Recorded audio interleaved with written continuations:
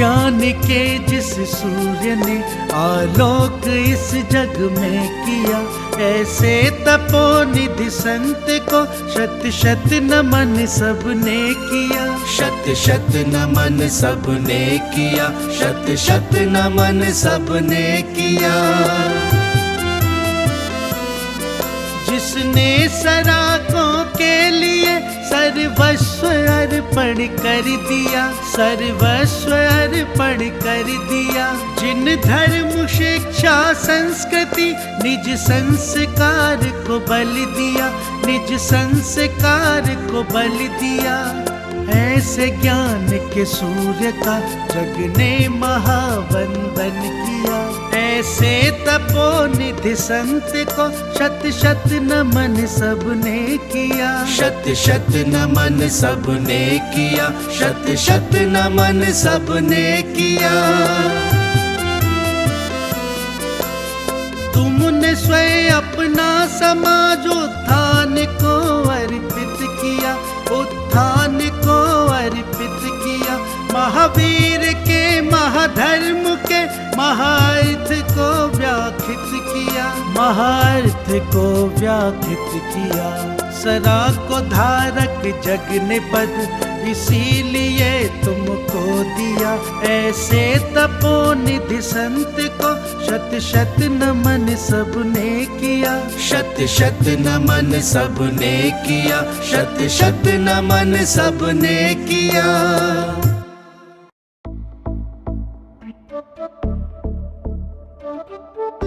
इस कार्यक्रम के पुण्यार्चक हैं श्री राजेंद्र कुमार जैन, श्रीमती मंजू जैन, CS संदीप कुमार जैन, श्रीमती श्वेता जैन, अनुश्री जैन, चिराग जैन, A251-252 लाल कोठी स्कीम, वर्धमान पथ, न्यू विधानसभा के पास, जयपुर 302015 राजस्थान।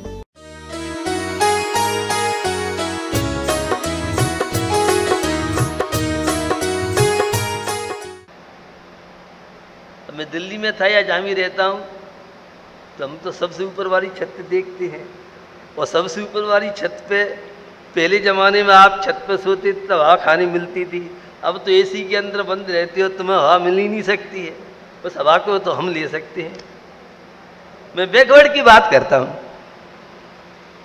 पहले लोग ओक से पानी पीते थे, बड़े बड़े लोग।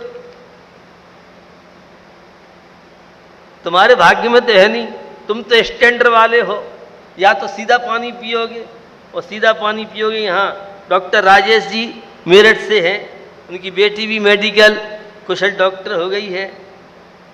डॉक्टर कहते हैं डायरेक्ट पानी पियोगे तो ये आंतों के लिए नुकसानदायक है, स्वास्थ्य के लिए नुकसानदायक है। या तो गिलास से पानी पियो, और सबसे अच्छा तो ऊख से पानी पियो। वो हमारे भाग्य में है, हम तो आज भी ऊख से पानी पीते हैं। तुम स्टैंडर्ड वाले तुम बने रहो, VIP तुम बने रहो। बड़ी महत्वपूर्ण बातें थी ये, जिन्हें हमारी युवा पीढ़ी समझ नहीं पाई।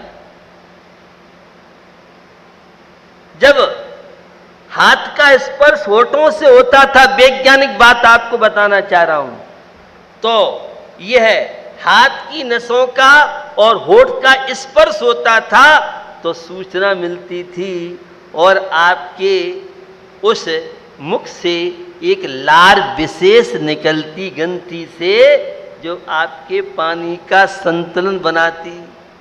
आप तो कांटे से खाने वाले हो, हमें हाथ से खाने का मौका मिलता है, और तुम तो एक हाथ से खाओ, और हम तो दोनों हाथों से खाने वाले हैं। और स्टैंडर्ड तुम्हारा है कि हमारा, हमें नहीं मालूम। भैया, जो हाथ का स्पर्श होता है, रोटी, अब वैज्ञानिक बात आपको बताऊं, मुझे बोलना तो परिवार पे, लेकिन भोजन की बात बताना चाह रहा हूं। पहले हाथ से रोटी तोड़ते थे, हाथ से खाते थे, और बाद में हमारे बड़े बूढ़े जो परंपराएं थीं, भोजन किया और हाथों को आंखों पर, चेहरे पे फेरते थे, तो बिना विश्व सुंदरी की क्रीम पाउडर के चेहरा चमकता था और आंखों में ज्योति व हथेली और जाती थी तो आंखों की रोशनी बढ़ती थी। अब वो सब चीजें, जब भी पानी पियो तो हमेशा गिलास से ही पानी पियो, उससे तो आपको शर्म आएगी, बैकवर्ड कहेंगे लोग। कभी भी डायरेक्ट पानी पीना चाहिए और कांटों से खाने की अपेक्षा हाथ से भोजन करना चाहिए। तो ये सब बातें भोजन की मैं आपको बता रहा हूं। मैं आपसे कह रहा था परिवार में साथ मिलके कैसे रहे। पहले सब एक साथ बैठते, एक साथ खाते, आत्मीयता थी। आज भी कुछ घरों में परंपरा हो सकती है। ये भोजन परिवार को जोड़ता था, ऐसा मुझे लगता है। बड़ी महत्वपूर्ण चीज है भोजन। ये भोजन मात्र शरीर की क्षतिपूर्ति नहीं करता है, ये भोजन, और मैंने एक दिन शायद आपको कहा था कि रसोई घर तो सबसे बड़ा मेडिसिन है। ये हॉस्पिटल है, भोजनशाला, रसोई घर चौका हॉस्पिटल है।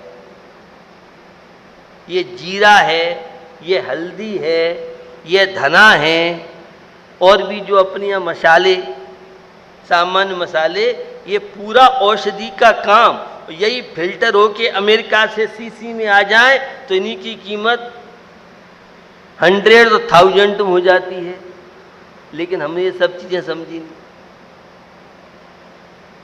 पहले जीवने की, जिमाने की बहुत, दूसरों को खाना खिलाना पिलाना बहुत शौक हुआ करता था। उससे आत्मीयता बढ़ती थी, अपनापन बढ़ता था। और पहले तो कैटरिंग वाले, कैंटीन वाले नहीं थे। यहाँ बहुत बड़े बूढ़े बैठे हैं जिन्होंने पंगत का भोजन देखा होगा। बड़ी बड़ी पंगतें हुआ करती। मैं बैकवर्ड की बात कर रहा हूँ आपसे, लेकिन बहुत महत्वपूर्ण बात थी। मुझे ऐसा लगता था वे कम पढ़े लिखे लोग हमसे बहुत अच्छे थे, वे इतने बीमार नहीं होते थे। और आज पढ़े लिखे लोग, समझदार लोग सबसे ज्यादा बीमार हो रहे हैं। पहले इतनी बीमारियां कहाँ थी? 10-50 गांव में एक आध वैद्य ढूंढे नहीं मिलता था। और आज आगरा की जिस गली में डिस्पेंसरी नहीं, वह गली मोहल्ला बेकार है। ये सब हमारी आपकी जीवन शैली का प्रभाव। ये परिवार में साथ मिलके जो नहीं रहेगा वह रोगी ज्यादा रहेगा, और परिवार के साथ मिलजुल के रहेगा वह स्वस्थ ज्यादा रहेगा। ये डिप्रेशन, ये तनाव बिखरे हुए परिवारों की उपलब्धि है। संयुक्त परिवार हुआ करते थे, कितना प्रेम सासू बहू में, कितना प्रेम जेठानी दौरानी में, कितना प्रेम नंद भौजाई में। एक चूल्हे पे भोजन बनता था। क्या मजाल, कोई चूड़ी खनेकने की आवाज आ जाए। और आगरा में आज एक बेटे की शादी के बाद दूसरे बेटे की शादी करना हो तो अलग रूम, अलग टीवी, अलग सारी की सारी चीजें चाहिए। ये आगरा की बात नहीं है, पूरे देश की बात है। एकाकीपना क्यों बढ़ता जा रहा है? स्वार्थ भावना जितनी बढ़ेगी परिवार उतने बिखरेंगे। सहिष्णुता जितनी घटेगी परिवार टूटेंगे। परिवारों को जोड़ना चाहते हो तो सेवा की भावना लाओ। अपनी संतान में और भतीजे भतीजे में अंतर मत कीजिए अगर परिवार में मिलके रहना चाहते हैं। और अपने भाई के बच्चों को अपनी संतान से ज्यादा प्रेम दोगे, दौरानी जेठानी के बच्चों को अपनी संतान से ज्यादा प्रेम दोगे तो परिवार में कभी बिखराव नहीं हो। हमारे यहां सब चीजें थी, सहज में थी, बिना कोचिंग के, बिना कॉलेज के और बिना स्कूल के पढ़ाई के। परिवार परिवार का साथ मिलकर रहने के लिए धार्मिक आचार विचार बहुत जरूरी है। होटल में खाओगे तो परिवार बिखरेंगे, बाजार में खाओगे तो पति पत्नी में तलाक की स्थितियां बढ़ेंगी। आप क्या भूल जाते हो, समझ में नहीं आती। दोना पत्तल पे खाओ और हॉस्पिटलों से बचो, और ये 5 स्टार में जाके स्टैंडर्ड का खाओ और एम्स अपोलो हॉस्पिटल में एडमिट हो जाओ। बर्तन सूखे महते थे पहले, हर चीज में वैज्ञानिक तथ्य है। परिवार कैसे आज टूट रहे हैं? ये भोजन की असावधानी परिवार को तोड़ रही है, स्वार्थ की भावनाएं परिवार को तोड़ रही है, भारतीय संस्कृति से विमुख होना परिवार को तोड़ रही है, और एक दूसरे को सहन नहीं करना ये परिवार को तोड़। आज भी बहुत परिवार संयुक्त है। संयुक्त परिवार में खर्चे कम होते हैं। संयुक्त परिवार में अगर कोई भाई नहीं भी कमाता, कमजोर है, तो सब एडजस्ट हो जाते हैं। और एकल परिवार, आज दुकान एक आदमी की नहीं है, 2 आदमी, एक तगादा और माल के लिए चाहिए, एक बैठने के लिए चाहिए। अब अकेले व्यक्ति हैं। अब शादी में जाओ, कि राजनीति में जाओ, कि महाराज के प्रवचन सुनो, बिहार में जाओ, कि लगन में जाओ, कि दुकान पे बैठो, अकेले ही तो हैं। नौकरों के भरोसे में हमेशा कहता हूँ उद्योगपतियों से, जो नौकरों के भरोसे रहेंगे बेड़ा गर्क है। जमाना गया, अब जमाना बहुत बदलता जा रहा है। मैं एक बात कहता हूँ, व्यापार पे ध्यान दीजिए, व्यापार भी जरूरी है। धर्म ध्यान अपने स्थान पे, उसको लिए टाइम निकालिए। ये बिखरते हुए परिवार तनावों का कारण, बीमारियों का कारण है। जब संयुक्त परिवार होते थे, कोई बात हो जाती थी तो एक दूसरे के सहयोग करते थे। टेंशन होता था तो समझाने वाले घरों में लोग रहते थे। अब अकेले राम हैं और मियाँ बीबी में बनती नहीं है, दोनों में 36 का आंकड़ा। अगर पति पत्नी में 36 नहीं हो, एक कांग्रेस में एक भाजपा में, उसका नाम है वर्तमान का दाम्पत्य जीवन। कोई एक दूसरे को सुनने तैयार ही नहीं। पत्नी कहती है मेरा 10 लाख का पैकेज है, और पति कहता है मैं पुरुष हूं, मैं तुमसे कम नहीं हूं, आओ मैदान में। हेलो, सोनू ने फोन किया, आ गई पुलिस, अब चलो बेटा थाने में जाओ। किस तरह से आज परिवार टूटते जा रहे। संयुक्त परिवार रहते थे, ताऊ का, चाचा का, परिवार में एक दूसरे का डर रहता था। कोई ससुराल वाले किसी के आ गए तो वो बहन से, वो साला मिल करके वो सब मैदान साफ नहीं कर सकता था। अगर संयुक्त परिवार है, कोई मेहमान आ गया तो 1-2 दिन रहेगा। वो अकेली फैमिली है तो साले ने कब्जा कर लिया, कोई मेहमान आ भी गया वो जाने का नाम नहीं लेता है। संयुक्त परिवार है, कोई यार दोस्त आया, हिम्मत नहीं है कि महिला को गलत दृष्टि देख ले। वो अकेला परिवार है, आए और पत्नी से भी हाथ धो लिए। ये एकल परिवार की क्या क्या मैं आपको बात बताऊं। ये गस्तों की बात कर रहा हूं। सम्यक दर्शन की भूमिका कब बनेगी? जब घर में प्रेम होगा, परिवार में प्रेम होगा। मानसिक शांति कब होगी? जब आपस में तालमेल हो, सामंजस्य हो। अब बेचारा हरा थका पति आता है ऑफिस से और पत्नी अपनी टीवी या व्हाट्सएप पे लगी है, वो कह रहा पानी दे दो। वहाँ पत्नी हो तो पानी दे, पत्नी तो दूसरी दुनिया में चल रही है। और चुपचाप बैठो, हाँ मैं मालूम है आए हो तो। अब बेचारा ज़्यादा बोले तो मुश्किल, नहीं बोले तो मुश्किल। ये है हस्बैंड की दशा। ये बिखरे हुए परिवार की बात है। संयुक्त परिवार है, कोई बात अगर महिला नहीं भोजन बनाती है तो कोई भी भाभी है, जेठानी है, दौरानी है, कोई भी एक दूसरे को सहयोग करता था। अब एकल परिवार है तो उसमें भी सब चीज़ें कहाँ बनेंगी? कितने नुकसान हो रहे हैं। सामूहिक परिवार में एक धर्म में चला जाता था तो एक व्यापार संभाल रहा है तो एक समाज अन्य कार्य भी संभाल लेता है। अकेले में क्या है, घुट घुट के मरो। लेकिन सहन करना पड़ता है, एडजस्ट करना पड़ता है।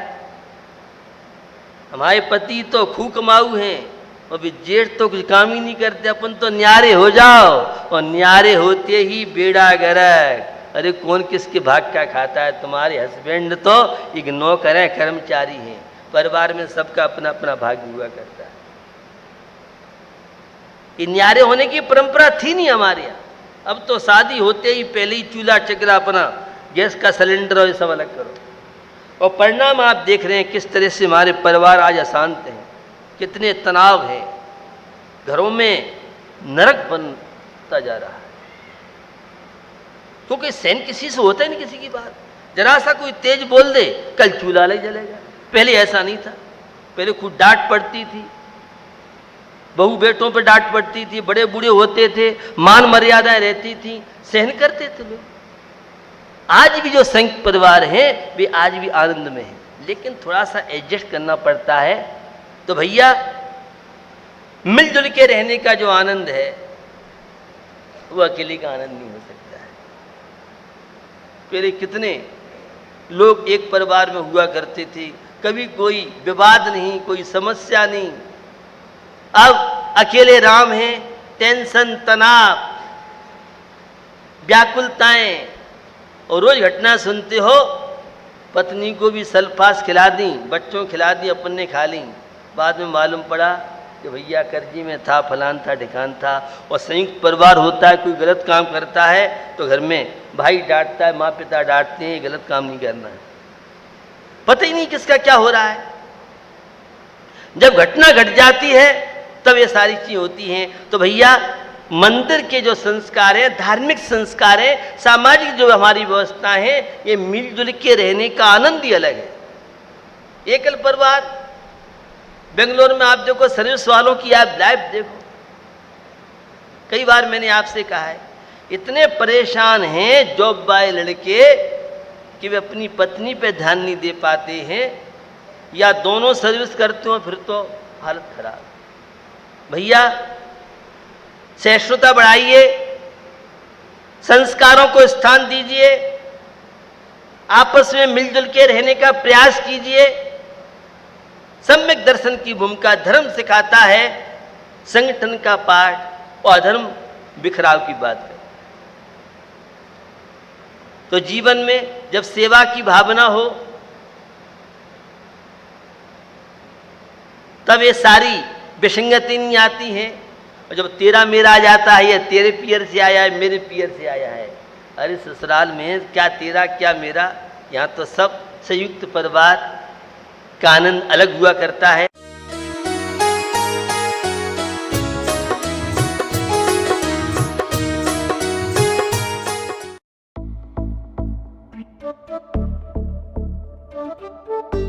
इस कार्यक्रम के पुण्यार्चक थे श्री राजेंद्र कुमार जैन, श्रीमती मंजू जैन, CS संदीप कुमार जैन, श्रीमती श्वेता जैन, अनुश्री जैन, चिराग जैन, A251-252 लाल कोठी स्कीम, वर्धमान पथ, न्यू विधानसभा के पास, जयपुर 302015।